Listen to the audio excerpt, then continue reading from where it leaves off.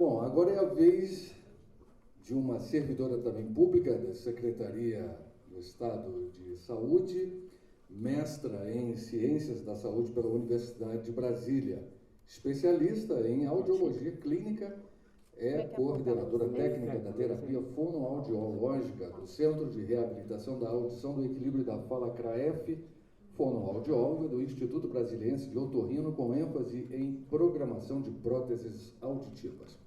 Ela traz o tema Covid. Quais mudanças aconteceram no Centro de Reabilitação do IBO durante a pandemia? Vamos recebê-la, a professora mestre Carolina Cardoso.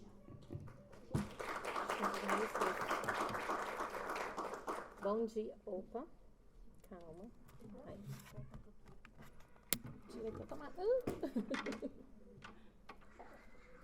Bom dia, pessoal. Como vocês viram, a Márcia aqui nesse momento tirou a máscara, falou, eu estou me sentindo um pouquinho sufocada, deixa eu tirar a máscara. Lá fora, durante algum tempo, para conversar com alguns de vocês, nós também tiramos as máscaras. Então, a minha ideia é contar o que aconteceu, né? Então, nós que trabalhamos com a comunidade deficiente auditiva, com a comunidade surda, além da dificuldade da pandemia, do coronavírus, nós tivemos a dificuldade de tampar o rosto. E com isso nós perdemos muita coisa. Então eu vou contar um pouquinho para vocês, até porque que hoje nós estamos fazendo uso de uma máscara e não de outra, não estamos com face. Vou contar um pouquinho o que a gente conseguiu tirar de bom, né, dessa fase tão difícil que a gente ainda está vivendo. Sou a Carolina, quem não me conhece, trabalho lá na clínica, tenho a honra de trabalhar desde esse comecinho, que a Juliana falou, quase 12 anos, e vou contar um pouquinho do que aconteceu no nosso centro. Então, tudo que nós falávamos para os pacientes, o paciente deficiente auditivo, ele precisa da leitura orofacial, professor, não vira de costas para o aluno, quando você for falar numa palestra, não coloca o microfone na cara, coloca o microfone embaixo. E o paciente implantado ou usuário de aparelho auditivo teve que viver uma realidade totalmente diferente. Acabou a leitura labial. Então, eu tenho aqui uma foto de 6 mulheres fazendo expressões diferentes, né? A metade de uma máscara e a metade de uma máscara que dá para visualizar o rosto. E as pesquisas começaram a ver que as crianças, os adultos, todo aquele prazer que nós temos de encontrar um bebê e mexer com o bebê e sorrir, esse bebê está perdendo. Então, esses déficits de ausência de expressão facial, nós só iremos colher futuramente. Que a gente fala, são os bebês da pandemia, são os pacientes da pandemia. O tempo de implante, nós contávamos a partir da ativação. Aí a gente já começa, ontem mesmo tinha um paciente de fora, da Bahia, e a mãe, ele ativou em dezembro de 2019. Aí eu, mãe, mas quanto tempo ele ficou sem terapia? Quanto tempo até a sua funcionária que ia para dentro de casa cuidar dele usava máscara? Então, nós iremos colher isso futuramente, né? O que a pandemia trouxe para a gente. No início, então, a gente começou a se adaptar. E aí, a gente tem que fazer alguma coisa, os pacientes vão precisar de olhar nosso rosto, o paciente vai precisar, para ter um melhor aproveitamento e entender. Então, vieram as faces, nós colocamos, aqui tem uma foto bem legal que a criança usa, a mãe usa. Então, o que a gente conseguiu fazer? Olha, tal empresa doou pra gente as máscaras, vamos usar. Então, conseguimos nos adaptar no primeiro momento. Fora também a dificuldade do paciente, usuário de implante coclear ou de aparelho auditivo, ou até um óculos com a máscara. Então, vieram máscaras que amarrava aqui em cima. Conseguimos nos adaptar. E depois, a coisa... Como viram que o coronavírus ia ficar muito tempo, a coisa foi ficando um pouquinho mais séria, né? E aí, aqui tem uma pesquisa bem legal que mostra assim, uma fala, então é esse pontinho preto, sem máscara, né? Então, tudo que eu consigo, de 125 Hz até 16 mil Hz. E aí, qual máscara que se aproxima mais de uma pessoa que estaria sem máscara? Então, eles fizeram várias pesquisas. E se a gente pega aqui a máscara, a face, a gente pega ela, a linha que ela vai, ela faz muita quando chega aqui nos sons agudos, que são sons de fala, ela cai muito. E eles chegaram à conclusão que a máscara que traz menos prejuízos auditivos, tá? Não prejuízos da leitura orofacial, seria a máscara cirúrgica, que é essa máscara que nós estamos usando hoje. Então, ela tem uma perda de decibéis melhor para a pessoa que quer pensar na escuta. E aí o paciente teve que se adaptar. Pronto, colocou a máscara, agora vem a escola, que vai ser virtual. Então aqui tem uma criança que ela está até confortável, que está tomando chimarrão, então ela está até feliz ali. Mas vocês podem perceber que tem um telefone celular bem pequenininho, tem o livro na frente.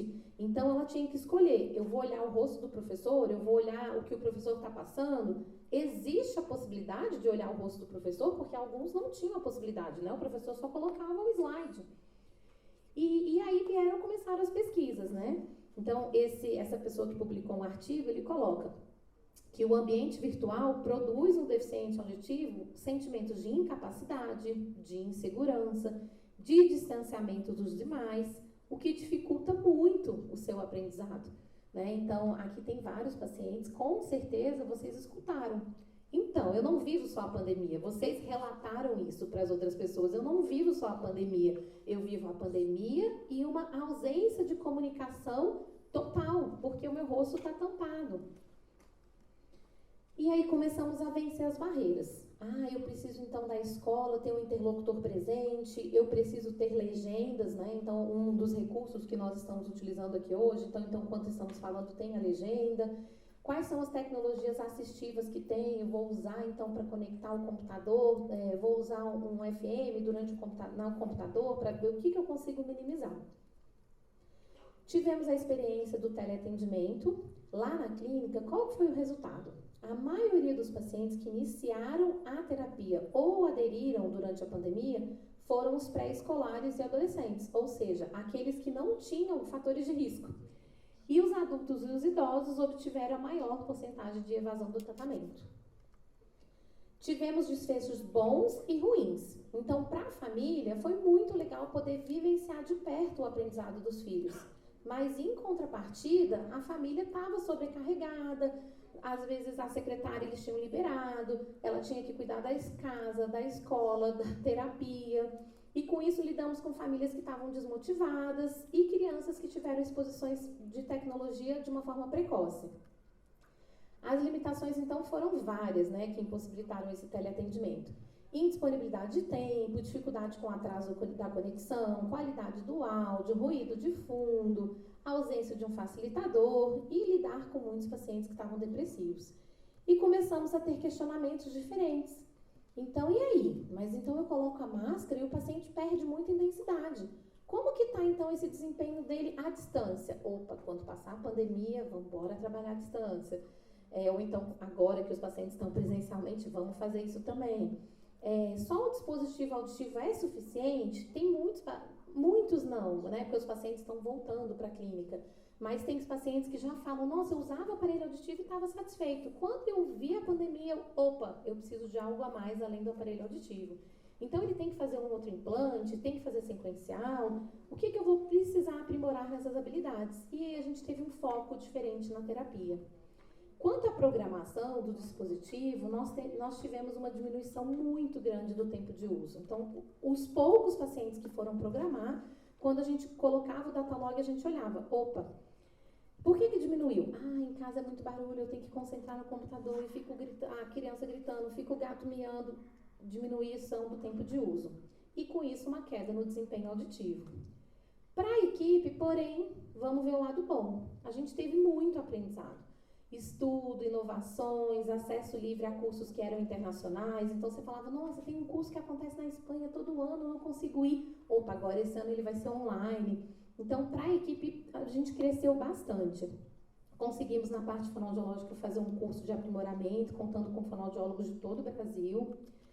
E a pergunta que a gente quer pensar, vamos continuar online ou não? Se a gente der uma olhadinha aqui, a ideia seria assim, colocar uma maçã, um desenho de uma maçã, e do outro lado uma maçã que é uma maçã suculenta, que é uma maçã que está mordida, que ela provavelmente tem um cheiro, tem uma textura.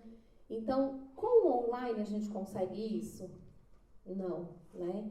Então, a ideia realmente é assim, é que a gente continue com teleconsultoria, com orientações, com reuniões, reunião escolar, reunião com as famílias, equipe. Funcionou bastante com as famílias que moravam fora e que lá não tinha um fonoaudiólogo especializado para a gente poder dar um pouco de suporte. Mas o que aconteceu foi isso, o paciente ficou com ausência. Então, até para se arrumar no caminho de casa, ele passava pelo sinal, passava pela sala de espera, então ele tinha várias oportunidades de comunicação. E ficando em casa, o paciente não tem essa oportunidade. Então, o paciente tinha a sensação que ele estava junto, online com os outros, mas ele estava sozinho, que é um dos problemas das relações virtuais. Então, eu quero deixar para vocês que a ideia lá da clínica é que realmente o online aconteça dessa forma que eu coloquei para vocês, mas que nada vai substituir esse calor humano que nós temos, de um abraço e dessa pureza das crianças. Se encontraram com máscara e vamos se abraçar. Não interessa se tem Covid ou não, né? Porque isso a gente não consegue no trabalho online. Então, somente no presencial. Era só isso que eu tinha para falar para vocês sobre o que a gente vivenciou no tempo de Covid lá na clínica. Obrigada.